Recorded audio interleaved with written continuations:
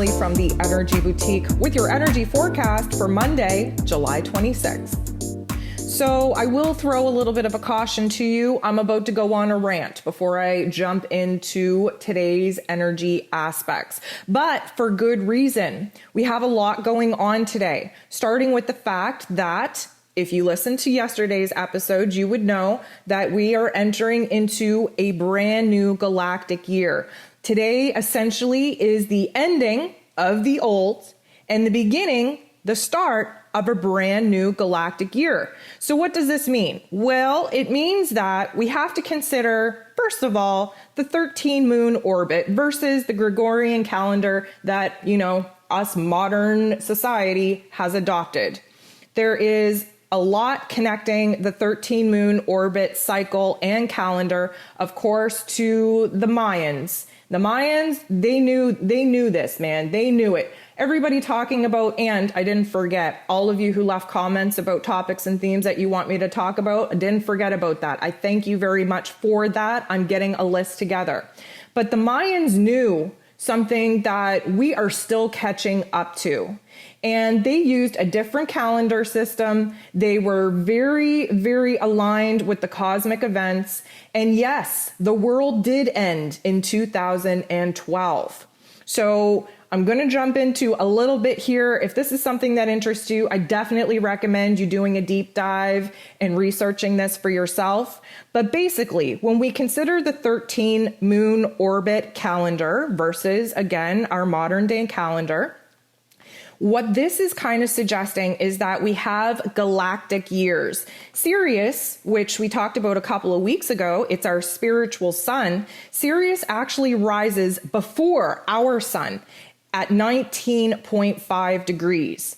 And this is essentially a completion of what has been 8 solar orbits since July 26th of 2013. So why do we care about that date? That date was when we had what they call the synchronization event horizon. It is when there was a star configuration through the galactic calendar, the galactic cosmos, where we on Earth unlocked new knowledge, new vibrations, and new frequency.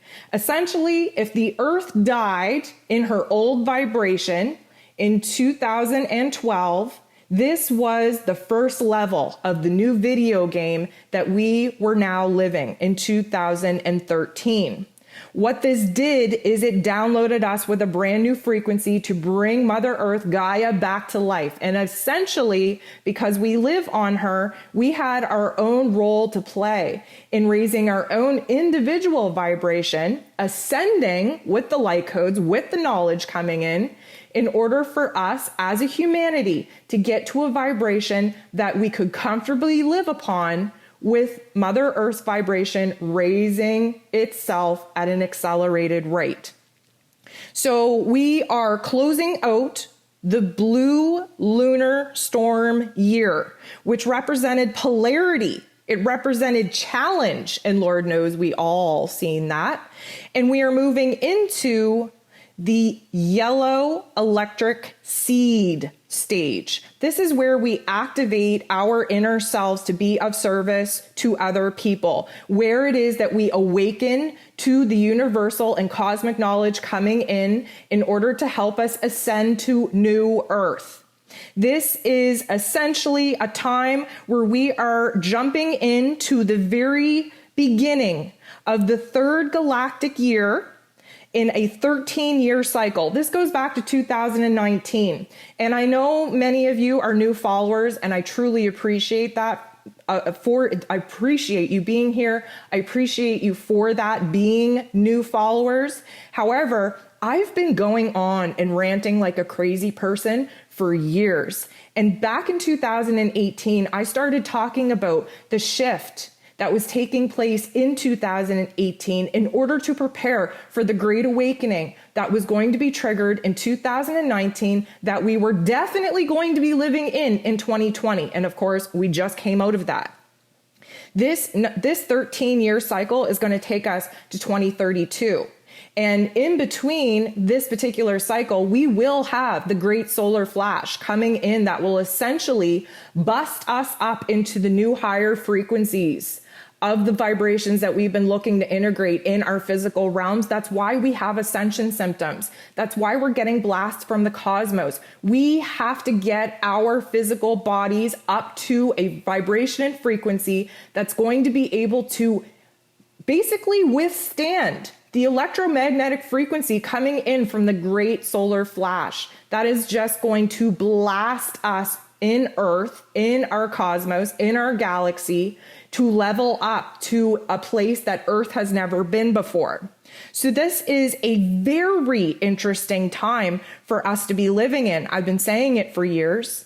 I'm going to probably continue to say it for years because we have a lot of evolution to really integrate into this next chapter. That's why everything feels so intense right now, why the pain and the suffering and the darkness and the corruption is so great. We have to be illuminated to the harm going on to ourselves, to each other, to Mother Earth, in order for us to transform that into harmony, where we start taking care of ourselves, care of our loved ones, care of the collective, and care of Mother Earth. Us humans, we got a little bit carried away. We have damaged and destroyed Mother Earth beyond her means. That's why she died in 2012.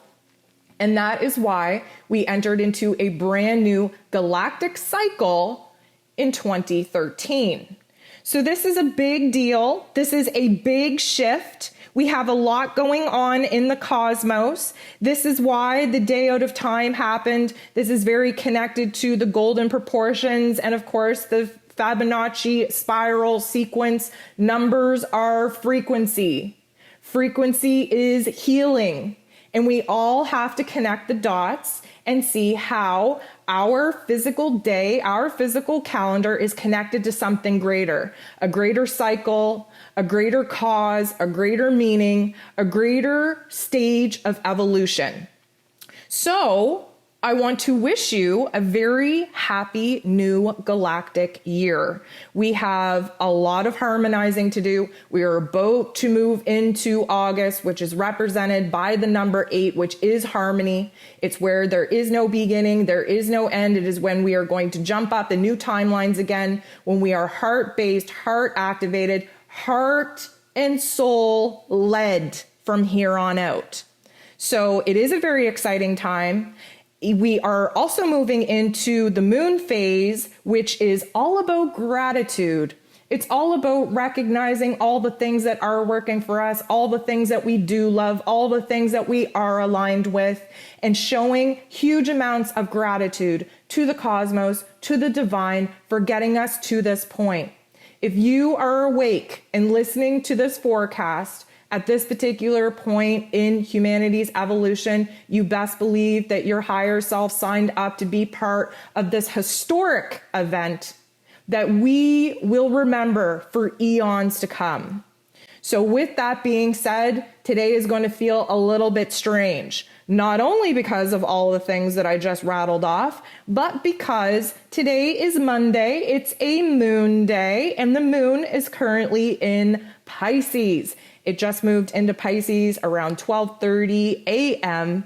And as you know, Piscean energy is very sensitive, very intuitive, very connected to the spiritual realms, to higher self, to divine source, and of course is going to be totally intensified because of the new galactic year that we are now moving in. So there's going to be a lot more emphasis on feeling all the feels. And again, a good reminder, if you are in the lower vibrations of sadness, in, unworthiness, in confusion, that is what you are being illuminated to heal, to purge. If you are high vibing, feeling like there is a change, feeling like these new light codes are just penetrating into your physical body and elevating you to a point that you haven't felt before, then by all means, ride that wave too, because you are connected to a higher vibration, higher frequency than we have ever felt thus far.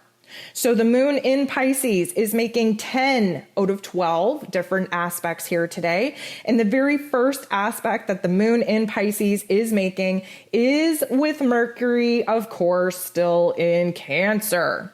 This, though, is a little bit of a good harmonizing energy. Yes, we're running out of steam while Mercury is finishing up his time in Cancer. But of course, this is a water sign, Pisces, with Cancer, water sign. This is where we align our heart with our head. This is where we tap into compassion and empathy, not only for ourselves and our struggles, not only for our loved ones trying to see their point of view, but for humanity. This is a huge shift, a brand new cycle, a brand new calendar. And we have to start aligning with the greater, grander collective. This is when we can definitely be more understanding of our own situation, of the reason of why we think that we, don't deserve, or that we feel like there's a change, or that we think the way we do, how we act the way we do. There's a lot of connections being made because, of course, that Piscean energy is our higher selves. It's the divine, it's spirit. It is our soul connecting the dots for us, and of course, bringing that intuitive divine information into the mental plane where Mercury currently rules over, and bringing it down into the heart space where that Cancerian energy wants us to mull over how it is we think and feel about these new revelations, this new information coming in. This would be a great time if you so feel the need to have a heart-to-heart conversation with someone special. This is going to be a beautiful energy for both of you to really come together, to have a perfect understanding of one another. But even if you aren't triggered to be having a conversation outside of yourself, the conversation taking place within is a game changer. The moon in Pisces goes ahead and bumps into Uranus, the great awakener. This is where we have some beautiful aha moments, where there is a moment of genius that takes over, of course, funneling in new information from the cosmos, from divine source. This is where we have huge intuitive insights, a change in our emotions, the want, need, and desire to express ourselves thoroughly.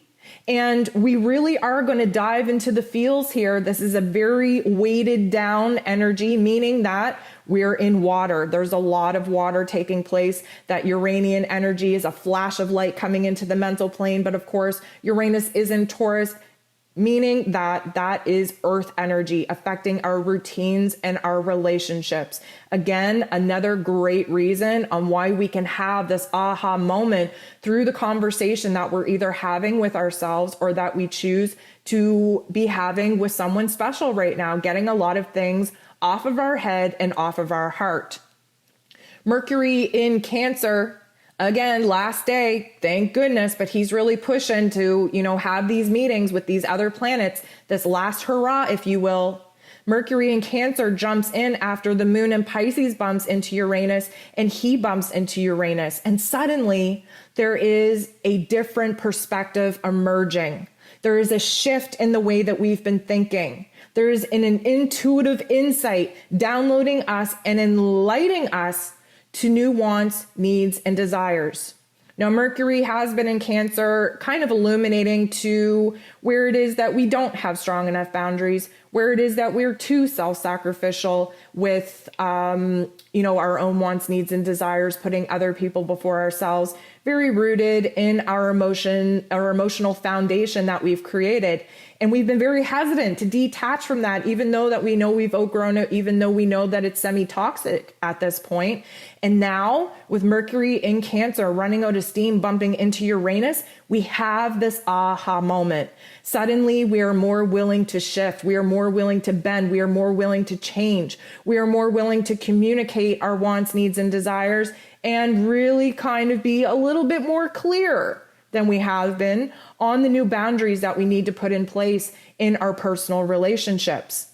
So this is a good thing. This is awakening us to a perspective that we haven't had yet. This is adding to the confidence, to the new energy that we need to have in order to create a new cycle. But of course, we have to wrap up some topics and themes and conversations and old negative narratives in order for us to break free and make sure that it is a clean break. Now, the moon in Pisces goes ahead and bumps into the sun in Leo. The sun is just fresh in Leo, and let me just give you a little bit of an analogy. We just came out of Cancer season, which was wet, right? It was heavy, it was tearful, it was all kinds of drama, all kinds of emotion. Now we need a little bit of time to dry off. So I kind of mentioned before the analogy that we're going to use probably for Leo season is this wet little kitten. You know, most cats don't like water. They're in there, they're screaming, they're crying, they're uncoordinated, they can't swim, they're grasping for air, they just want to get out. They want to lick themselves clean. And how do they do that? They retreat. They go somewhere to isolate in order to get their fur back together, to be presentable again. They've been through the ringer at this point. So it is going to take us a lot of energy, a lot of time, a lot of adjustment in order for us to become the very brave, bold, confident, proud lion that is awaiting us after the 8/8 portal. So the moon in Pisces bumping into the sun in Leo, this is a little bit of a tension point. It's almost as if we are having a lot of emotions. We're having a lot of intuitive, insight. We're a little bit overwhelmed with the energies that we're picking up on within ourselves and within our environment. And it's almost like we illuminate these darker shadow parts of ourselves. This is where the sun in Leo wants us to be brave out of not feeling so safe to do so. This is where, the moon in Pisces might feel sadness, might feel darkness, might feel that shadow, all the insecurities, all the fears. And the sun in Leo just wants us to get over it, wants us to grow. So it is an inner conflict, but it is also a huge illumination of some of the things that we've unconsciously been doing in our behaviors, in our mindset, in our relationships that we weren't quite aware of. But now that we're being illuminated at this breaking point where we're ending cycles and we're jumping into new ones, the sun in Leo is trying to show us where it is that we have to break these habits, where it is that we can kind of empower ourselves past this current point of feeling overwhelmed, feeling sadness, feeling despair, feeling fear. At this particular point, Mars in Leo bumps into Chiron. So Mars, of course, in Leo wants to take action, wants to move forward, wants to just blaze a path forward. Chiron, which is retrograde in Aries, showing us where it is our ego and identity wounds need to be healed in order for us to move on to this next chapter. This particular aspect between these two kind of triggers us. We have a huge want, need, desire to heal. We know that we want to boss up, but there are some things still in our heart space, still in our mental plane, still that need to take place in our physical realities that are kind of holding us back from bossing up and leveling up the way that we would like. This is, again, to use the analogy, this is the wet cat licking himself, cleaning himself, getting himself in order, kind of pissed off that he had to be in the water in the first place, taking a lot of energy in order to put himself together. This is essentially our want, need, and desire to know that we have the lion within, that we want to be the lion, we want to be in that power, but we can't yet because we're just still a little bit of a soft and wet little kitty cat. The moon goes ahead and opposes Venus. Now, Venus just moved into Virgo, and we haven't had a whole lot of time to adjust to this new energy. The moon in Pisces, of course, Pisces sits across the wheel from Virgo, is going to lead us to an inner conflict. But here's the good thing. Venus in Virgo, that Virgo energy, is all about resolving conflicts, coming up with solutions. That Virgo energy is ruled over by Mercury, the mental plane, which means that we are able to analyze, we are able to criticize, we are able to cast judgments on what needs to change. And then, of course, we're going to come up with a solution, likely a little bit more grounded and practical than some of our, solutions that we came up that were a little bit extreme last week. And now we're really going to focus on how are we going to get past this. Now, the moon opposing Venus is likely going to bring up a lot of indecisiveness, especially where our relationships are concerned. This is going to bring up a lot of our attachments to certain people, to certain habits, to certain ways of treating ourselves. Venus in Virgo is very much like the earth goddess. She wants to heal everything within herself so that she can go on and heal other people. But this is going to illuminate for us the scary parts, the insecurities, the self-criticisms, the self-judgments, where it is that we're too connected to the past, where it is that we're still overly confused on our own emotional needs. But that's okay, because when we're confused and when we're constantly struggling to overcome a set of problems and a set of challenges, it gets the wheels a-working. And this is a beautiful opportunity for the moon in Pisces to go ahead and square the true node. Now, the true node, as you know, wants us to align with the path moving forward. It is our dream, our vision, our destiny point. But the moon in Pisces squaring, creating that tension with the true node, is showing us where it is that we need to rework our past attachments, our past thoughts, our past behaviors. We just got illuminated to what isn't working with the previous aspect of the moon bumping into Venus and Virgo. And now we're taking all of that confusion and we have to rework it in our brain. This is a beautiful energy. We're going to be able to do this because now we're illuminated to what it is that is preventing us from moving forward, preventing us from growing, preventing us from getting to where it is that we want to be. So the moon in Pisces bumps into the sun in Leo.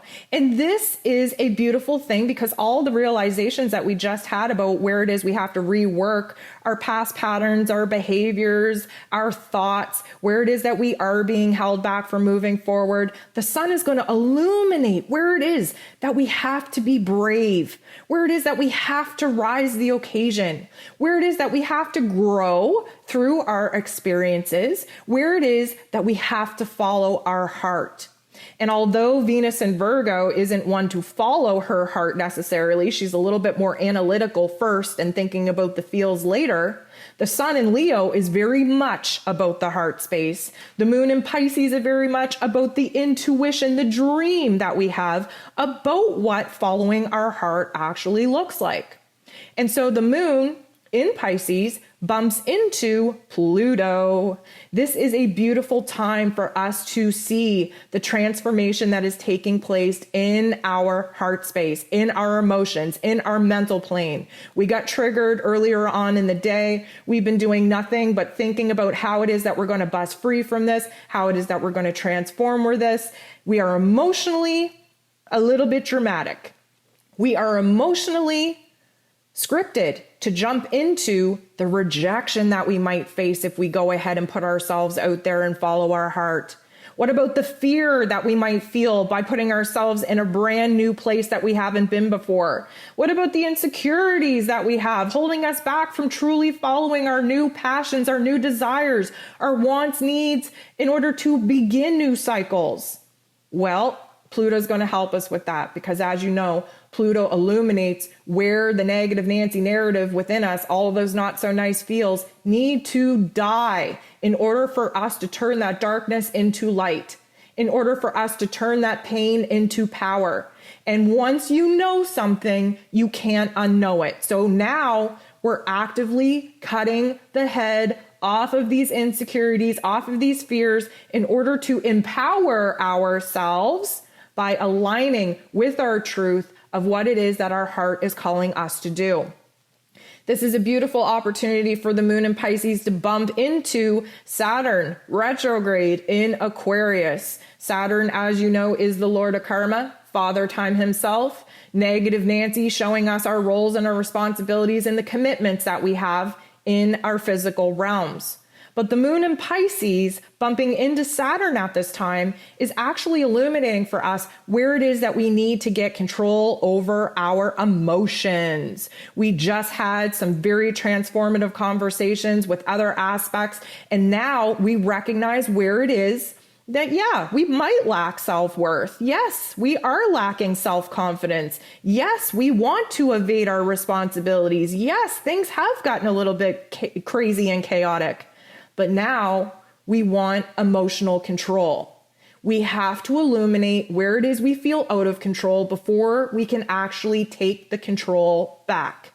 So the moon in Pisces, which is very intuitive, very hypersensitive, bumping into Saturn is going to illuminate for us, yes, all the negative Nancy topics and themes coming up for us, but that gives us a perfect framework on what it is we have to work on, what it is we have to bust away from, what it is we have to free ourselves from in order to align to the dream, to the vision that our heart space is calling us to create.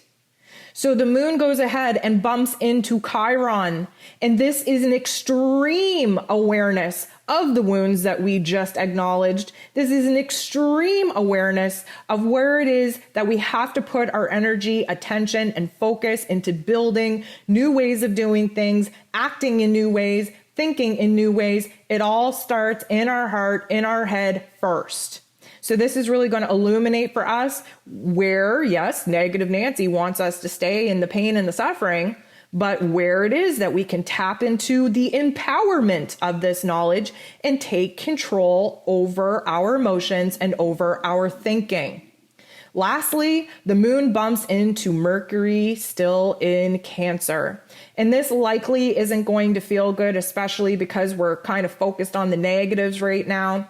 This is really going to show us where we have to have an awareness on why we dwell in the past, why we are still connected to outdated relationships, outdated routines, outdated ways of treating ourselves with honor and respect.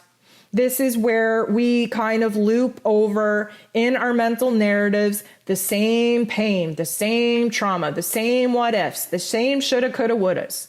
This needs to happen because we are about to wake up tomorrow to a brand new energy, a brand new day, a brand new energy shift in the mental plane. So as you know, before things get better, they tend to get worse.